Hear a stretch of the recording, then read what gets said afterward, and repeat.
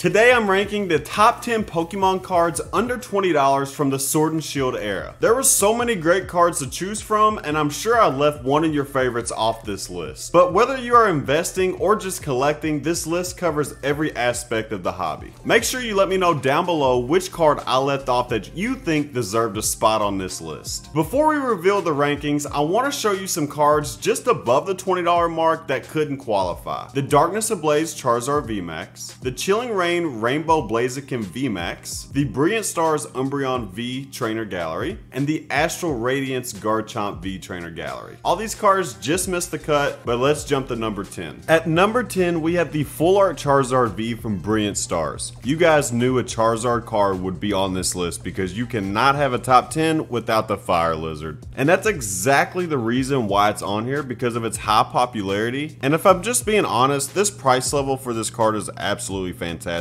You're at 14-13 ungraded, 1 sale per day, which is very solid. And then PSA 10 is at $60 at 1 sale per day, so very respectable for this Full Art Charizard. At number 9 on this list, despite not being one of the most popular Pokemon like the previous card, within the recent months we have seen Chilling Reign begin to take off in price, and especially the cards as well, specifically the alt arts. This card here is one that got left behind. You wouldn't be able to tell from the prices on this bad boy and the frequency at which it's been bought at. It's coming in at $16.99 ungraded, pretty much $17, and then a PSA 10 is $76 at 1 sale per week. That is impressive for a relatively unpopular Pokemon. This card at 8 probably could be a lot higher, but there's just too many cards that are good under $20. I love this card, okay? So this Houndoom card specifically, if you notice, there is not a V, there is not a VMAX, there is not a V-Star. This is exactly how the Snorlax is from Chilling Reign as well. To me, I believe the rarity of this card is even increased by not having the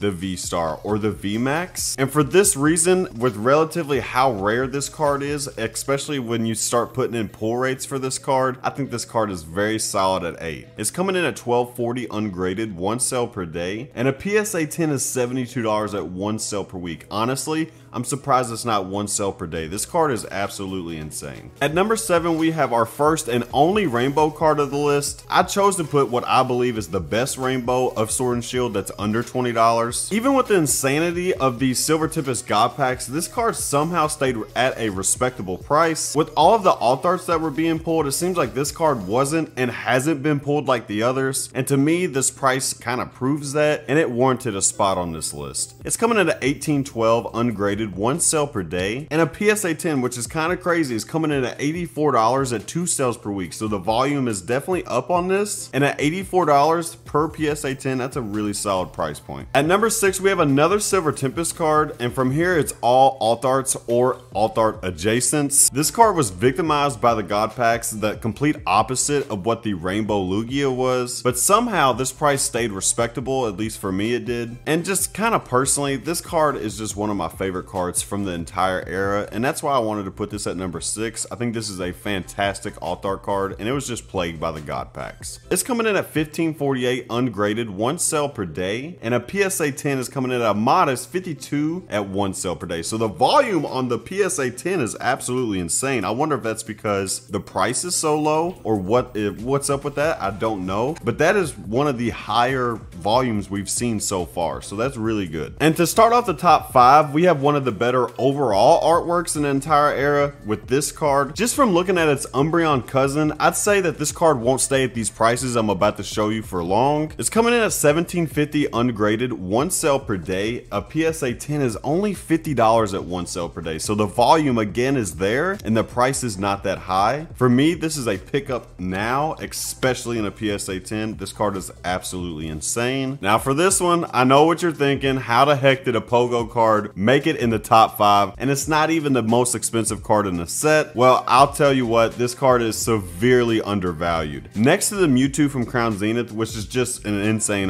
freaking card, this is one of the better Mewtwo cards that's come out in a while. Pogo is everywhere still, but even with that, I think this is a top tier card for under $20. We're coming in at $15 ungraded at 1 sale per day, and again guys, a PSA 10 is only $63, but 1 sale per day, so that's absolutely insane. amazing. Honestly, I can't believe this card is only $20. The artwork and the rarity of this card is what vaulted this card all the way to number 3. With a set like Lost Origins and so many trainer gallery cards in it, this card can be kind of tricky to pull, and this PSA 10 price is no joke. This thing's coming in at exactly $20 ungraded, 1 sale per day, and a PSA 10 is $85 also at 1 sale per day. And you can even see it's up $4. That's impressive. This card is definitely warranted of the top 3 spot. This one will probably surprise some of you guys. Some may think it's number 1, some may think it shouldn't even be on the list, but I think this card is absolutely beautiful. Having pulled this as many times as I have, and with the Crown Zenith boxes, this card is still insane to look at, and it puts a smile on my face every time I pull it. The Entei from Crown Zenith is coming in at $18 at 2 sales per day, which is impressive. A PSA 10 is $75 at 1 sale per day. So again, the prices are reflecting that even though the raw value is under 20, the PSA 10s are being bought up like crazy. And for me, the number 1 Pokemon card from the Sword and Shield era that is under $20 has to be the Suicune V from Crown Zenith. I know PBM will be proud. I love this card. Not only is this card one of the best under $20, but for me, it's one of the best overall cards in the entire era. This card just keeps getting pulled and keeps getting pulled, and I can't lie to you guys, every time I pull it, I'm still excited as the first time. It is such a fantastic card. Artwork is insane. The coloring is insane. The Pokemon, the stance, everything on this card to me is absolutely perfect. And this thing is coming in at $19.50 ungraded at 2 sales per day, and a PSA 10 is $85 at 1 sale per day. So again, PSA 10 price is impressive. Sales per day is